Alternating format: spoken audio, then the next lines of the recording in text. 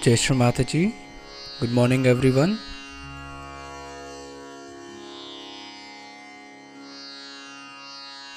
Let's all bow down to Shri Mataji. Raise our Mother Kundalini and put Bandhan.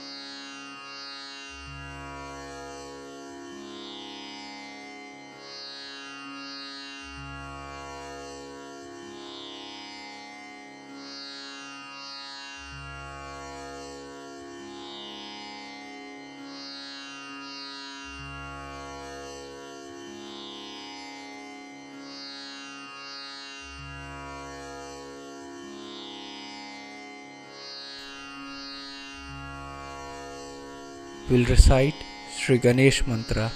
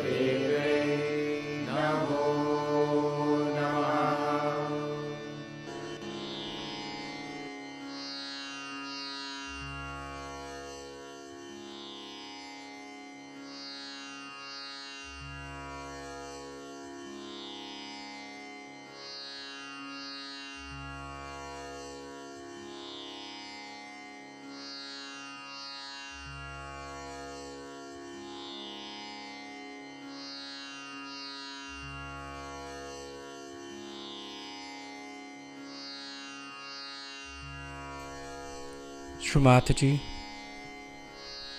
kindly enlighten all the qualities of Sri Ganesha within us.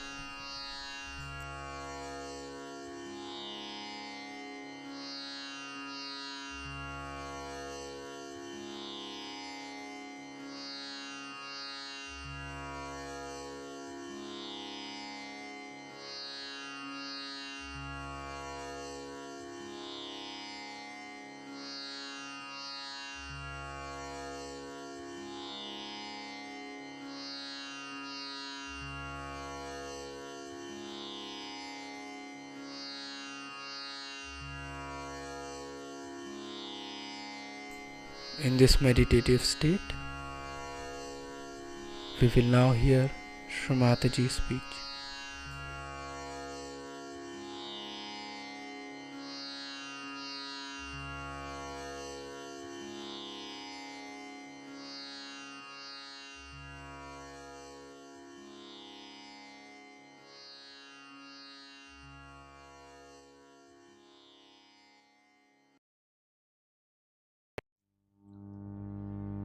Today we are here to know about Guru principle.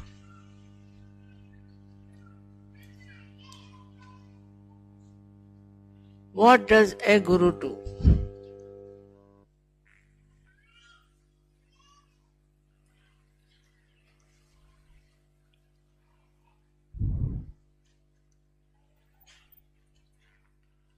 Whatever you have, all the precious things within you, he discovers them for your knowledge. Actually, it is all there. everything. All the knowledge, all the spirituality, all the joy is there. Right time.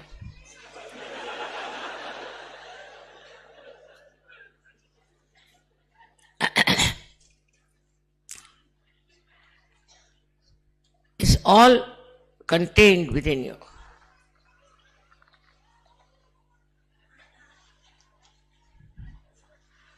Only thing the Guru does makes you knowledgeable about your knowledge,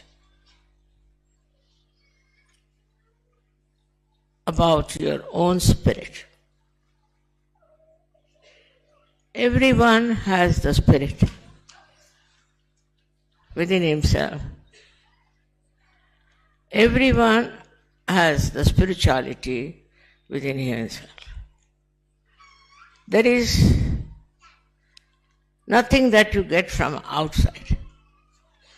But before getting this knowledge, you are dealing or you are living in ignorance. In that ignorance, you do not know what treasure you have got within yourself. So the Guru's job is to make you know what you are.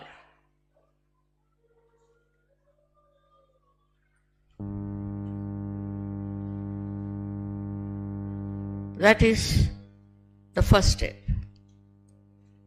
That it starts. That awakening within you, by which you know that you are not this outside world. This is all an illusion. And you start getting enlightened within yourself. Some people get full light and some people get it gradually. Essence of all the religions is that you should know yourself. Those people who are fighting in the name of religion, you have to go and ask them. You have to inquire from them, did your religion make you know yourself?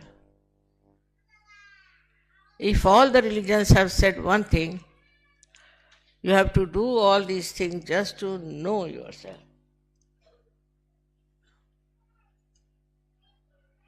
But people get into rituals. They think that doing all these rituals, they are near God.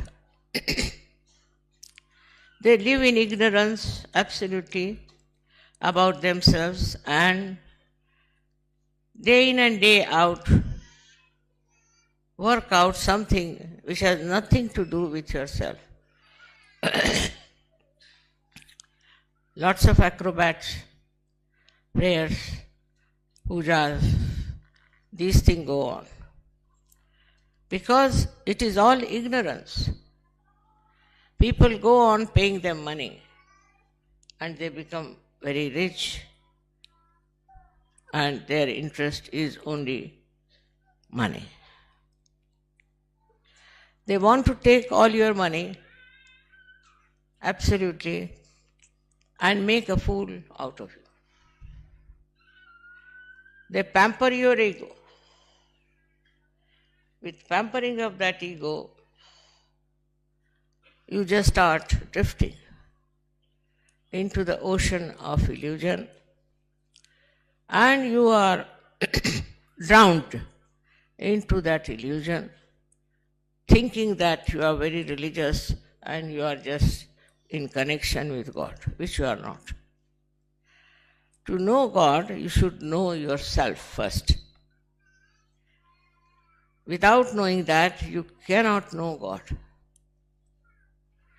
That's essential, that you should know yourself. But when you know yourself, you know partly. The experience is not sufficient. The knowledge has to come. And the Guru gives the knowledge about yourself. Now you have to tally it. You should find out whatever your Guru has told you. Is it true or not? Is it correct or not? Or is it just another illusion? Now, in this ascent, people get into lots of problems. First and foremost is the ego problem, especially in the West. Ego stands up and you start thinking you are great, you are better than others, and there's something special about you.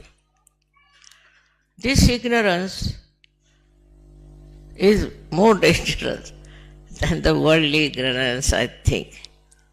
Because in the worldly ignorance, you do feel the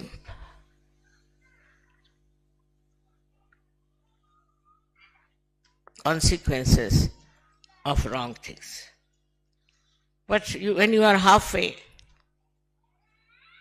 when your ignorance is that about yourself, when you are going to a higher realm, then one should always understand that you cannot have ego. Then what starts is introspection.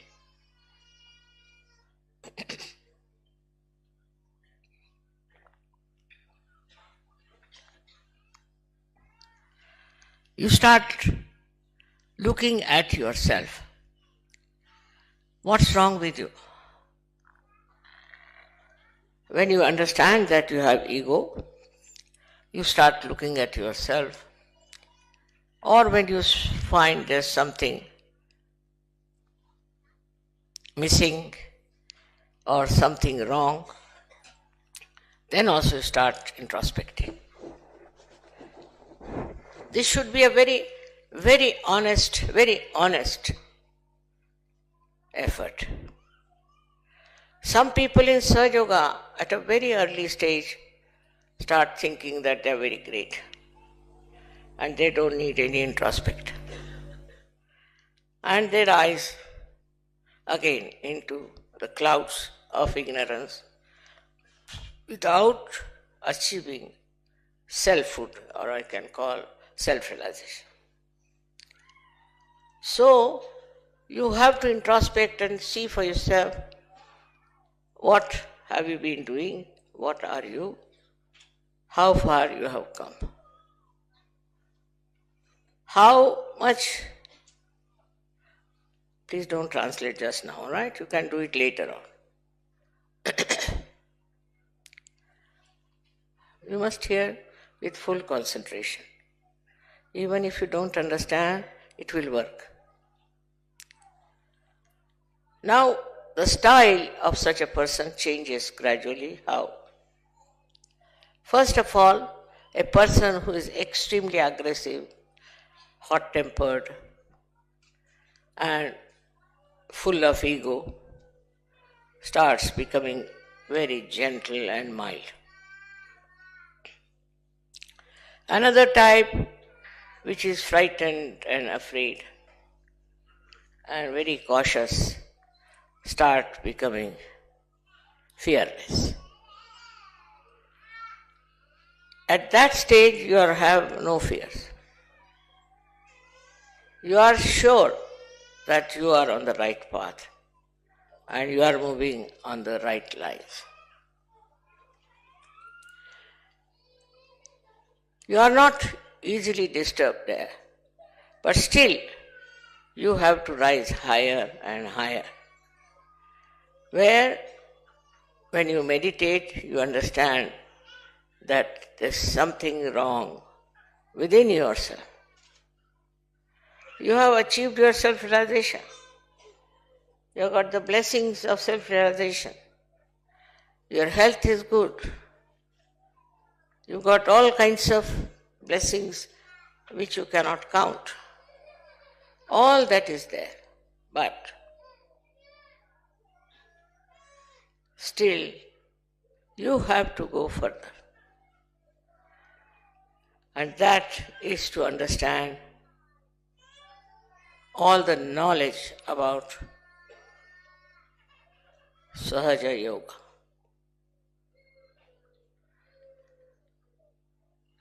You have to understand through your mental capacity, first to begin with, and then you have to verify how far it is correct, how far you have understood it, how far you have worked right, how far you know. And when you start seeing yourself, you start entering into the realm of bhakti. You become a mild person, become a sweet person. You don't talk too much. You don't harass anyone. You are a very pleasant person, very gentle, very understanding. This person has to verify how he is behaving towards other. Now the attention starts moving from one self to another, and you start seeing how you behave, how you love, what is the quality of your compassion. When you love somebody without any expectations, just love, then you are absolutely dedicated to that person, absolutely. You just obey. You will do anything for that person. If there is this love which you call as surrender, this is just the love. Surrender is nothing but the love. And that love, which is extremely joy-giving, this bhakti starts, this dedication starts, and you are cleansed by that bhakti. All the bad qualities you have, you can call them, all the deficiencies you have, all the problems you have, you understand and you get over it. Now if you see somebody with the same qualities, with the same troubles, you, in the love of that person, try to tolerate. Such a person just tolerates.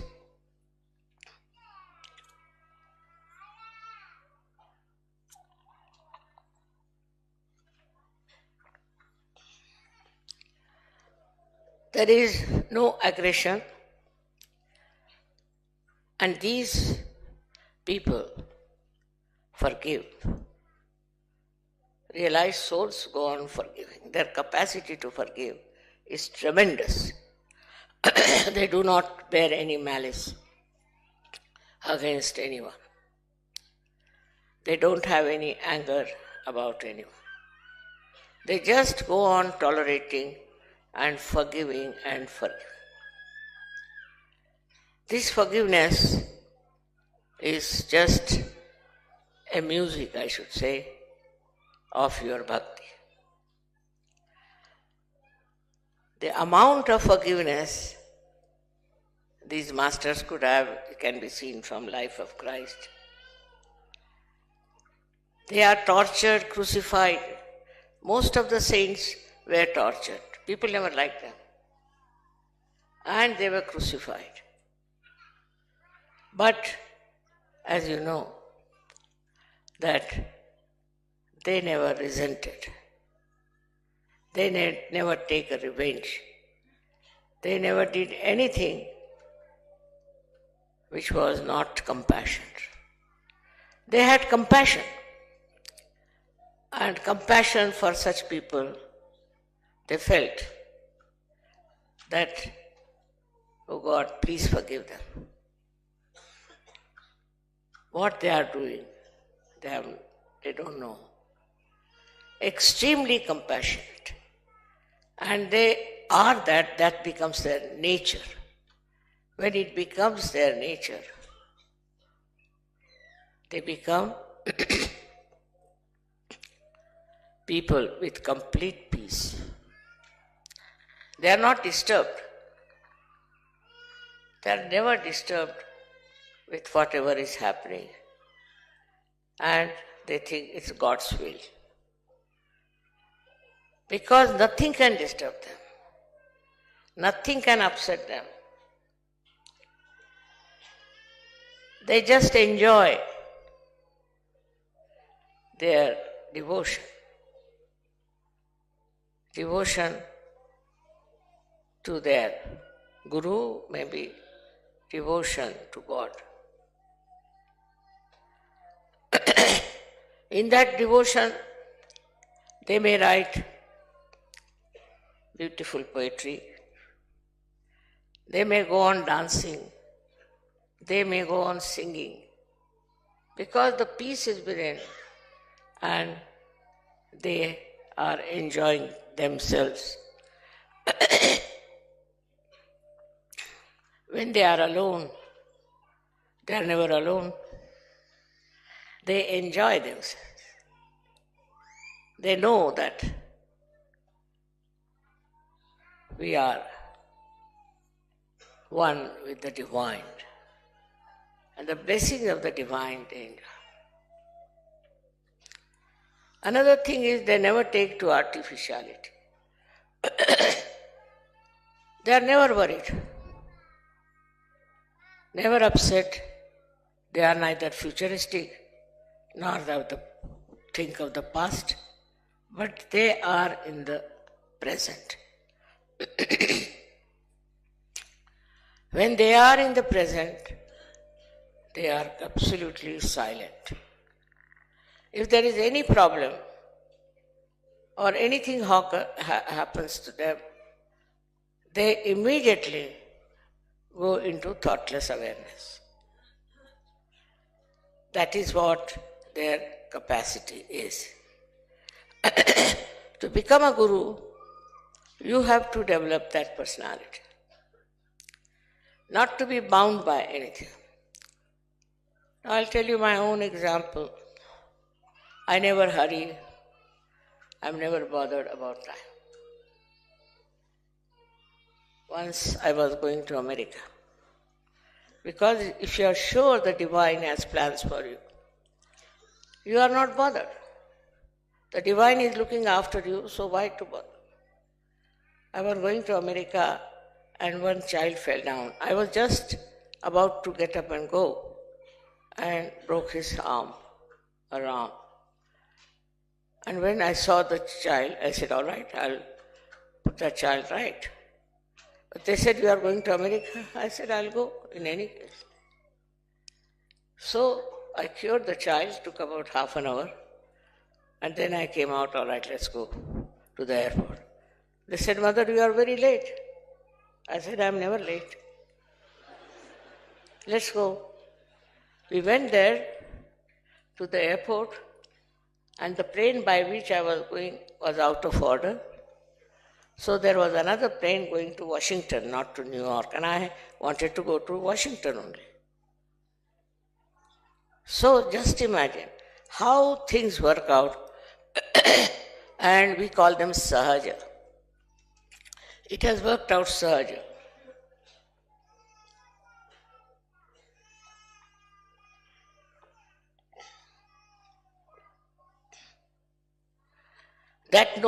that means it's effortless. But first of all, your personality should be such that your devotion is so great that divine is compelled to look after. Compelled to look after.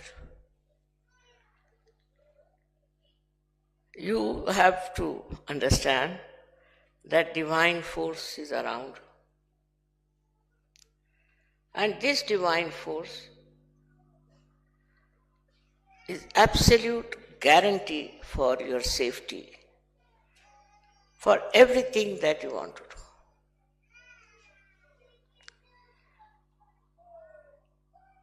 You can say that, Mother, you are very powerful. You can become also very powerful. If you get completely dedicated to the divine work, you will also have all the powers, and the divine will provide all the necessary work that you want to do, necessary time that you have to have. Everything is provided by the divine. But the compassion, when it extends from other people to God or to divine person or to your guru, then it becomes very easy to live, very simple to live, no complications. Everything is sorted out, and you are not bothered about anything. Just close your eyes and things work out. Everything works out as if that's your will, but you don't have to will it, don't have to think about it. It just works out. The divine looks after everything. Looks after your comfort, looks after your health, everything. And this divine help you do not seek, you do not ask for, but you are a personality for which the divine is responsible. You are a special responsibility of the divine. And it knows what is good for you and what is not. It's an example, I can give many, where supposing I thought somebody is coming to meet me, and people told me, Mother is very negative. He will never come. He'll never come. All positive things will happen, and if negative things take place, then you begin use your compassion. If it is negative, you use your compassion and you solve the problem. You can solve the problems of your own, of your surroundings, of your community.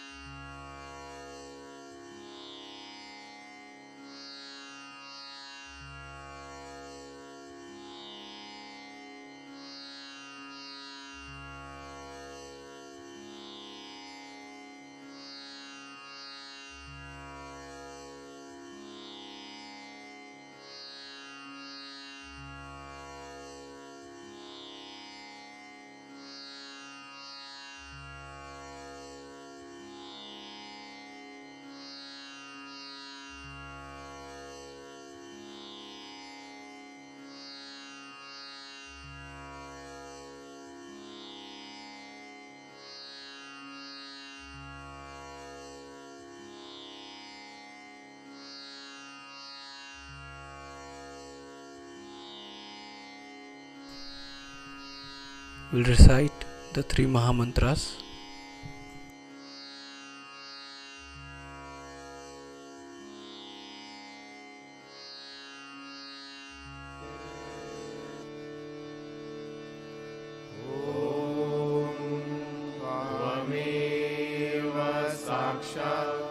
Shri Mahalakshmi Mahasaraswati Mahakali Triguణात्मिका Kundalini Sakshat Shri Adishakti Mataji Shri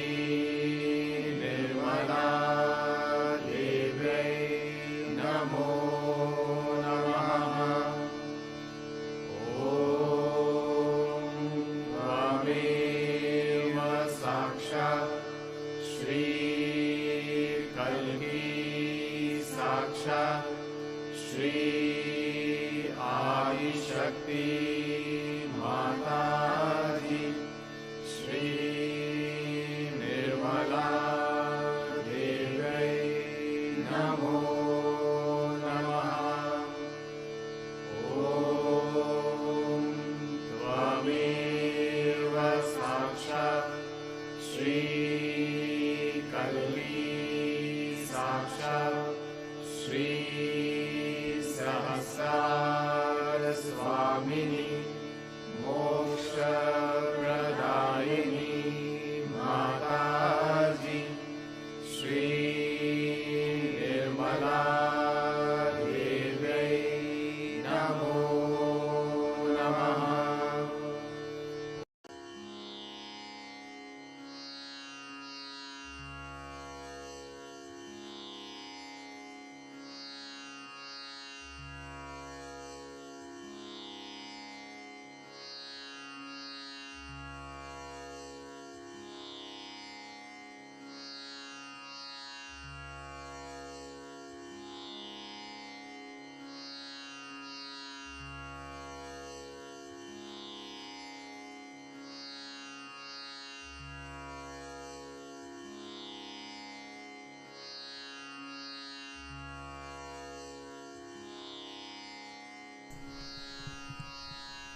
We thank you, Shri Mataji, for all your blessings and this beautiful collective morning meditation.